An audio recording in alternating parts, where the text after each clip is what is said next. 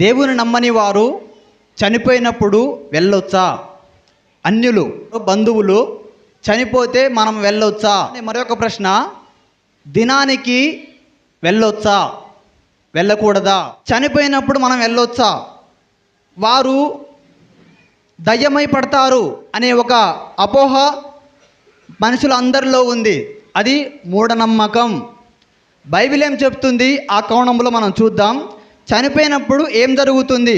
ఇర్మియా గ్రంథం 22:10, చనిపోయిన వారిని గూర్చి ఏడవద్దు, వారిని గూర్చి అంగలార్చవద్దు, చనిపోతున్న వారి గురించి బహురోదన చేయాలి. చనిపోవడానికి సిద్ధంగా అందరున్నాం, వారి గురించి రోదన చేయండి.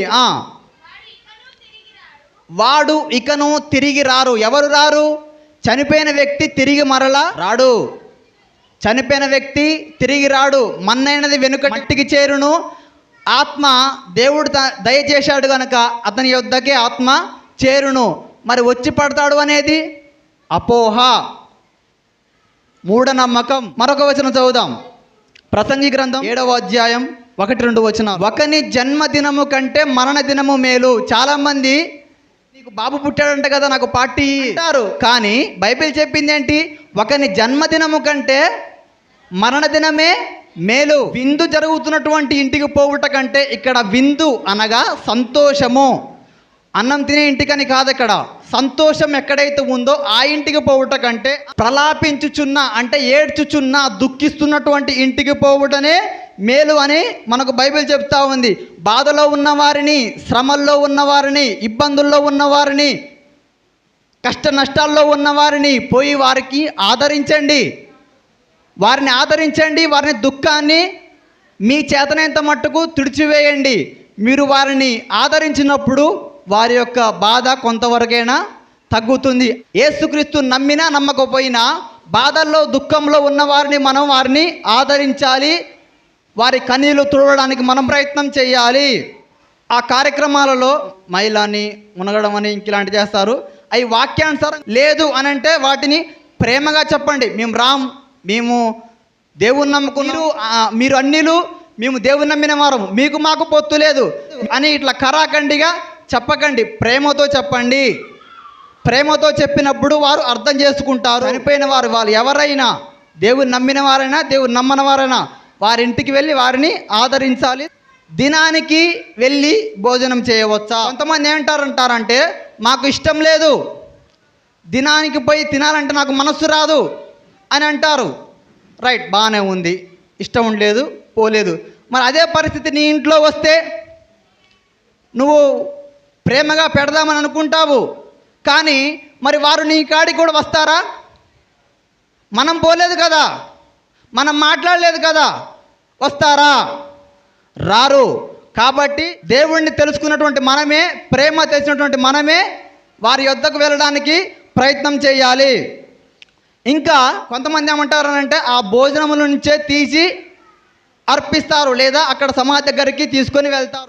దాంట్లోగా తీసినారు కాబట్టి మనం తినకూడదని అంటారు. ఎందుకనంటే వారికి మాకు పొత్తు లేదు, వారు అన్యులు, మేము దేవుని నమ్మిన వారం అని అంటారు.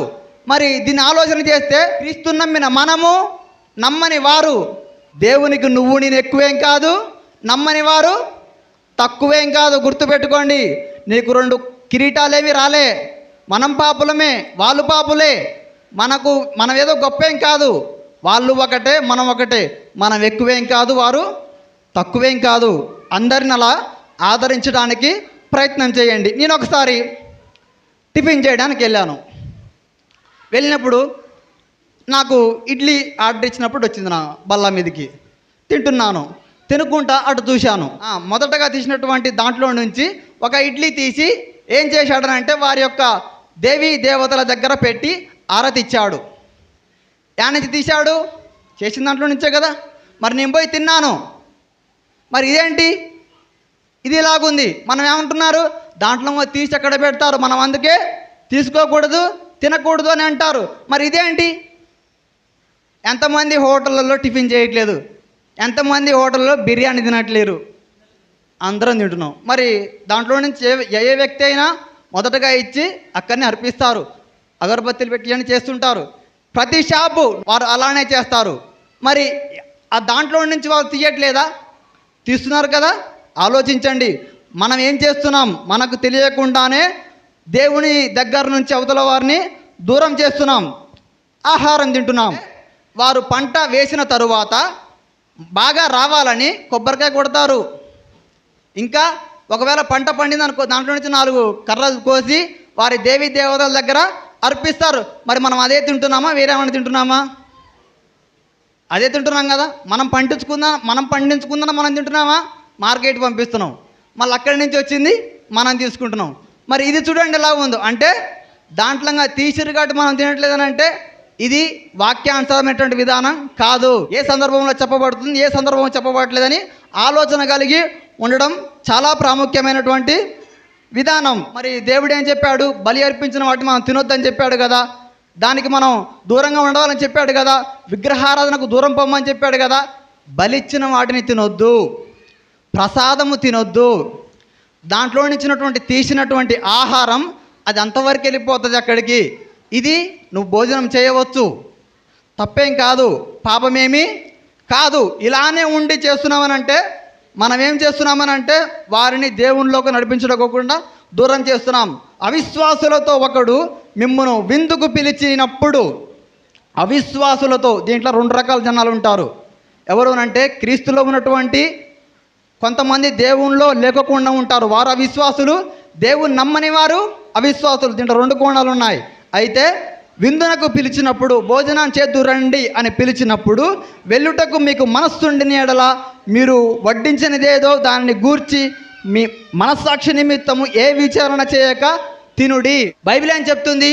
ఎవరైనా మిమ్మల్ని ఒక విందుకు రమ్మన్నప్పుడు మీరు వెళ్ళి దాని గురించి విచారణ చేయక తీసుకొని ఆహారంను తినండి. ఒకవేళ మీకు ఇది బలి అర్పించింది అని అంటే పైన చెప్తున్నటువంటి విగ్రహాలకు బలి ఇచ్చినటువంటి సందర్భంలో చెప్తున్నటువంటి ఈ కోణం, ఆ కోణంలో చెప్తున్నాడు. ఎవరైనా మామూలుగా ఫంక్షన్లు కానీ దినాలు కానీ పెళ్ళిళ్ళు కానీ చేసుకున్నప్పుడు వాళ్ళు ఆ దేవుని పెళ్ళి మనం వేరే అని ఇలాంటి దాఖనాలు తీసుకురాకండి. ఇంత చెప్పినా నేను వెళ్ళను అని అంటారు కొంతమంది. ఇది క్రైస్తవ్యానికి పట్టినటువంటి భ్రష్టు. జాగ్రత్త. ఆలోచన కలిగి మీ సొంత ఆలోచనలు కలిగి ప్రయత్నం చేయకండి. ఇప్పుడు వారికి మరి సువార్త ప్రకటిద్దాం. ఎట్లా ప్రకటిస్తావు? వాళ్ళు రమ్మన్నప్పుడు మనం పోలేదు, తర్వాత భోజనానికి రమ్మన్నా మనం పోలేదు. మరి సువార్త ఎలా ప్రకటిస్తావు? యేసుక్రీస్తు నిజమైన దేవుడు, వినండి నమ్మండి అని అంటే వింటారా? అదే నువ్వు వాళ్ళ దగ్గరికి వెళ్ళి వారి కార్యక్రమాలు పాల్గొనడం కాదు, కానీ వాక్యానుసారంగా లేని వాటిని దూరం పెట్టి కొంతవరకు వాక్యానుసారంగా ఉన్న వాటిని ఫాలో అయినప్పుడు, అప్పుడు వారికి బాధ వచ్చినప్పుడు నువ్వు వెళ్ళి అరే ఈ బాధ నీ దేవుడి నుంచి నేను తొలగిస్తాడు అని చెప్పినప్పుడు వాడు ఆలోచిస్తారు. ఎందుకంటే వాళ్ళు ఫంక్షన్ చేసినా ఏదైనా చేసినా వెళ్ళినావు కదా, అప్పుడు వారు ఆలోచిస్తారు. విగ్రహార్పితం మళ్ళీ దూరం ఉండమని చెప్పింది బైబిల్. నేను ఓన్లీ దినాలకు వెళ్ళొచ్చా సందర్భంలో చెప్తున్నాను. అర్థమవుతుందా? మళ్ళీ దానికి దీనికి లింక్ చేయక. అయితే ఇప్పుడు అక్కడికి వెళ్ళకోకుండా మళ్ళీ నేను అడిగి పోయి చెప్పినప్పుడు వాళ్ళు వినరు. బాగా చెప్పొచ్చావులే, మాకు మేము ఫంక్షన్ చేస్తేనే నువ్వు రాలేదు, నీ దేవుడు మేము నమ్మాలనా? అదే మనం వెళ్ళినామనుకో, సమయం వచ్చినప్పుడు వారికి చెప్పడానికి ఆస్కారం ఉంటుంది. వాళ్ళు కూడా ఆలోచించడానికి ప్రయత్నం చేస్తారు. వారు క్రీస్తులోనికి రాకపోవడానికి ఎవరు కారణం? మనమే.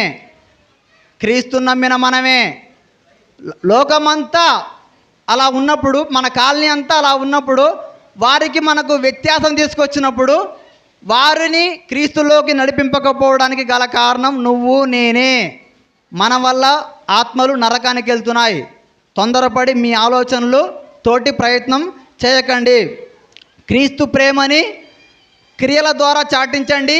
మీ సమాజంలో యేసుక్రీస్తు నమ్మండి. మీ కాలనీలో మీ సమాజంలో యేసుక్రీస్తు నమ్మండి అని చెప్పడం కాదు, నీ జీవితమే వారికి సువార్త అనిపించాలి. నీ జీవితమే వారికి సాక్షార్థంగా ఉండాలి. అందరితోటి సామరస్యంగా మంచితనంగా ఉండడానికి ప్రయత్నం చేయండి.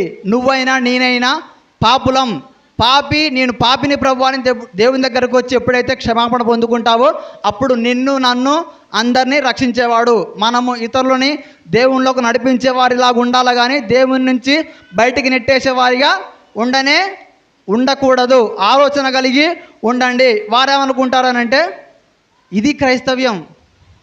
చనిపోయినా రారు, ఏదైనా ఫంక్షన్ చేసినా రారు, వీళ్ళకేమైంది అని వాళ్ళు మనల్ని క్వశ్చన్ చేస్తారు. కాబట్టి ఏది వాక్యానుసారం కానీ కాదని ఆలోచన కలిగి చేయడానికి ప్రయత్నం చేయండి. Thank you all. సమాధానముతో క్రీస్తు ప్రేమలో జీవించండి. ఆమెన్.